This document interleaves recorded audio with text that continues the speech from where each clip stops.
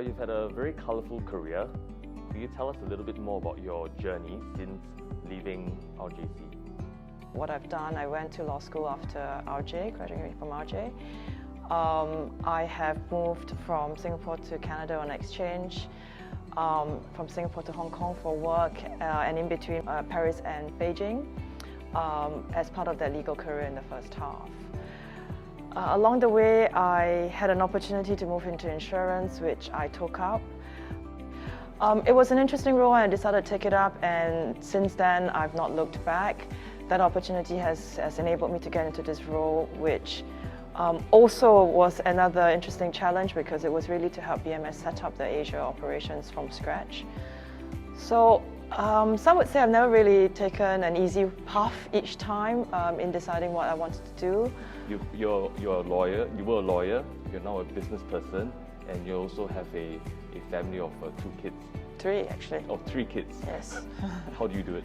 I sit here and I think about it. I think it's really living by the 3 core values I hold in my life. The first is if you put your mind to anything, you can achieve it. And I tell that to my sons, of which I have 3, all the time, right? Whether it's the football game they're going or through the competition.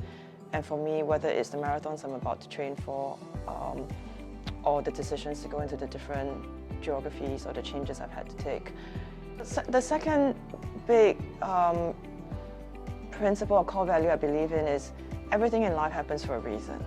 Now you could be religious and think it's God or fate or whatever you want to term it, but in general, I really believe everything happens for a reason. I met Philippe, my husband, on exchange in Canada. He's from Paris, I'm from Singapore. We're all going back to our own schools.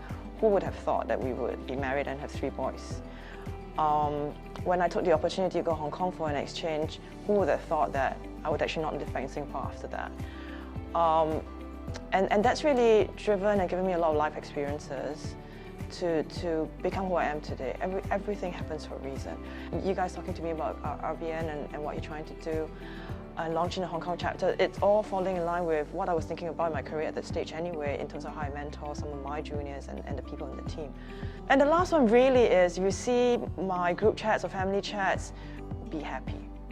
My family group chat, it's be happy in the title. You have to be happy. Life is really short. Unfortunately, we're at a stage where some of our family members or friends are coming down with difficult issues in their life, whether it be health or family demise. So life is short and you have to be happy. You have to take the lessons and the positive things in every step to influence the people around you. So I firmly believe in these 3 core, call it values or principles or mottos that centers me, and that's really driven a lot of the decisions I've taken, right? Actually, my own journey in Refusion Business Network was I get to meet a lot more Refusians, even people who I've been colleagues with or friends with for a long time, but never knew that they came from Raffles. What does being Refusian mean to you? Filii Melioris, daughters of a better age. I have memories now flooding back.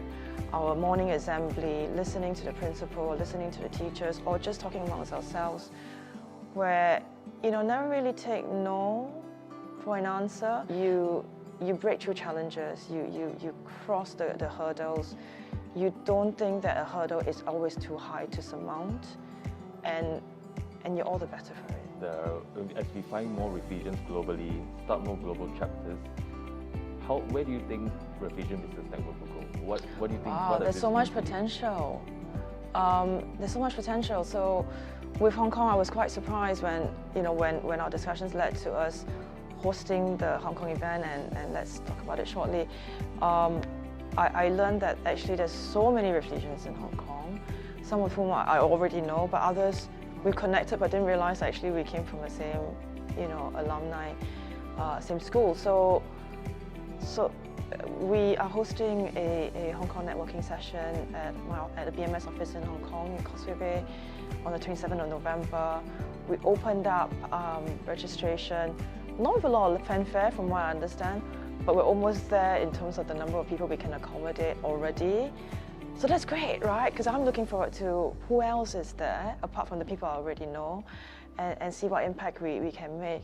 I personally know people in the US, in the UK, in China, in many other parts of the world where there are refugees. So I think there could be really lots of future if we're minded to sort of help make this work and help push this along. So where do you think we should have our next chapter launch? If you had to make a guess, which country will you pick? I think you see a lot of refugees in China, in Shanghai and Beijing, because that's where, frankly, our strong suit is, right? We are bilingual, most of us should be anyway. And so I've seen a number of refugees already who are thriving because, you know, they've had their bilingual education in Singapore and they use and maximize, you know, that potential in China. So that's personally where I see it happening. Okay. Yeah.